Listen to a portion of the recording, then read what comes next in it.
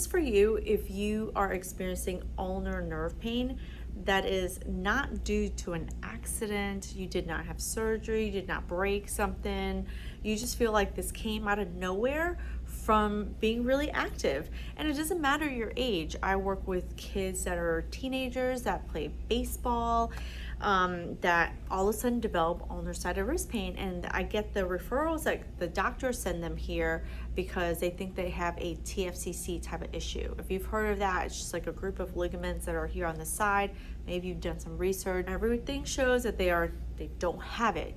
In order to tear this ligament, like, you have to have fallen, twisted, done something, or you're much older and you have like a lot of wear and tear. But if you have ulnar-sided wrist pain, I don't care if you're a teenager, I don't care if you're in your 20s, 30s, I've worked with people in their 40s, 50s, 60s. Usually if it comes, okay, here's the thing. If it comes out of nowhere, you're like, one day I was doing this thing and all of a sudden it really started hurting me really bad. And it went away and then it came back and went away and now it's like back full force, right? If that's you didn't fall, you didn't twist, you didn't break anything, there was no incident, then you might have a chronic ulnar-sided wrist pain that feels like a tendinitis. Tendinitis just is a very generic terminology that says something is rubbing on that tendon and giving it an itis, an inflammation, right? And it's very specific to this area. Now, I'm gonna share with you because I promised my patient, he said, Huang, every single time, like, he didn't want to come to therapy here, and his wife had told him about us for like 2 years, and finally he couldn't sleep anymore and he finally came in. And one of the things, because he's in his 70s and he's done tons of therapy, and he said that a lot of what we do here at Hands-On Therapy Services, he's like, it's crazy counterintuitive. Like, you wouldn't think that those are the things you're doing. Like, I'm not just giving you bands, I'm not, for your wrist hand, I'm not just giving you wrist curls. He's like, so you gotta share with people how crazy counterintuitive you are. So that's what I'm gonna do. That's what I'm gonna share in this video. My name is Huang, by the way. I'm an occupational therapist, certified hand therapist with over 25 years of experience. I've seen some crazy shit. I've seen people with major surgeries. I've seen people with just chronic tendinitis. And this is for you if you have chronic tendinitis. So everyone thinks I'm gonna just massage the hell out of their, tendon, and that I'm just gonna give them putty. Let's start first with the evaluation. You need a comprehensive evaluation, one that we look at everything. We look at your spine, we look at how your lower back, your mid back, and your neck moves. Yes, this can be from neck issues, so we like to rule it out. But we look at your hips, your spine, we look at your shoulders for sure, 100% look at your shoulders. And because we're looking at your shoulders, we're always looking at your neck too, and we look at your elbow. Majority of you people with this type of problem, you look like you have great motion, right? And they come in, my patients are coming, they're like, I have all this motion, right? I'm not looking at, there's two things. When I teach other therapists, I tell them there's two things that I'm looking for. I'm looking for quantity of motion. I'm looking for quality of motion. So quantity of motion just means you have good motion. They come in, they're like, I can move everywhere. Why are you asking me, Huang? When I ask you, it's because I'm looking for quality of movement. So that's the counterintuitive part. It's crazy because you think you're moving well. And if that shit hurts, you're not, right? There is a muscle imbalance going on somewhere, and it's our job as therapists to find out where that's coming from. Since I can't see you, right, and I cannot give personalized medical advice, right, I will do that.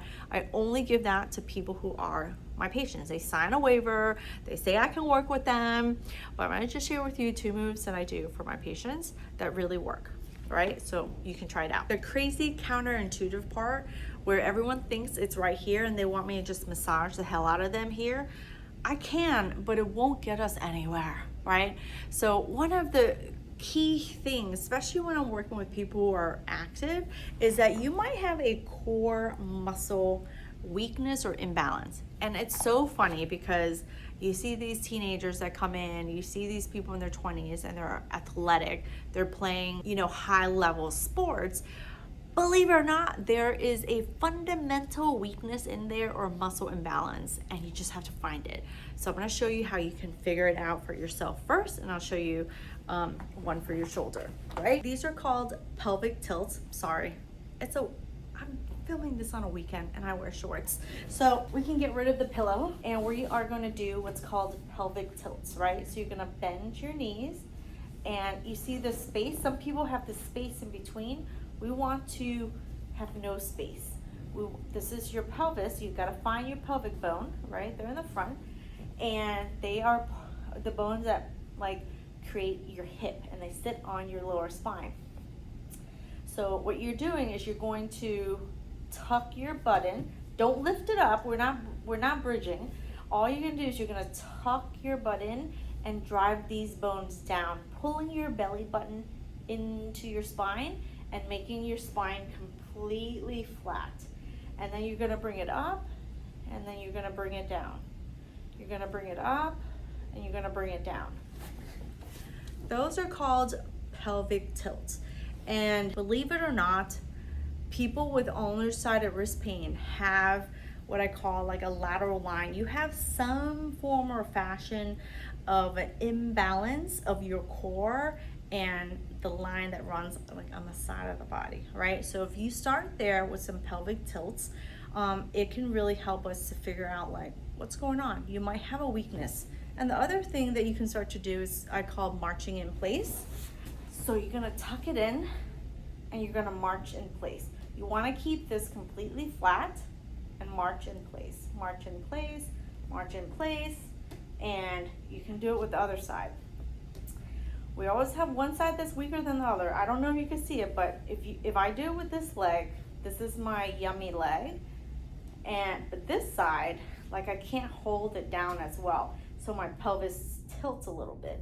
So this is actually weaker. So one of the things that you're gonna do is you're gonna work your yummy side first, right? So you're gonna do both of them, but you're gonna always go into ease versus restriction. You're gonna go into doing the thing that's easier for you because believe it or not, when you work out these muscles, you're working out all of them. They work together. They don't work completely in isolation. So if you work the side that feels really good, it's gonna actually fix the side that's not that good. And so that's one of the things I do for my ulnar-sided wrist pain that is just crazy counterintuitive. But if you have ulnar-sided wrist pain, try that out and let me know how it goes. It's just one of the things that I start with that can be really helpful, and then we have to find out like where else is going on. So you can try that. That's like a basic move. And the other one that I like to do that involves the shoulder, I might do a sleeper stretch. This is called a sleeper stretch. So you come into your side, your elbows at 90 degrees, and I'm just gonna take a look at how your shoulder moves. If there's a tightness somewhere, because if there's a tightness in your muscle, in your shoulder somewhere, it's going to cause your elbow muscles not to work as well. And the muscle that goes to your ulnar side, that muscle is all the way up here, starts in the elbow. So I always check the shoulder and I say, okay, is it okay? Can we work it? And then one of my favorite moves to do is called a side plank. And it doesn't have to be crazy hard. You're just gonna go on your side, right? And what you wanna do is you wanna bend your knees to 90 degrees and you want your hip to come forward. You don't wanna be like scrunched up like this. You want your hip to be forward and then your knees are bent at 90, right?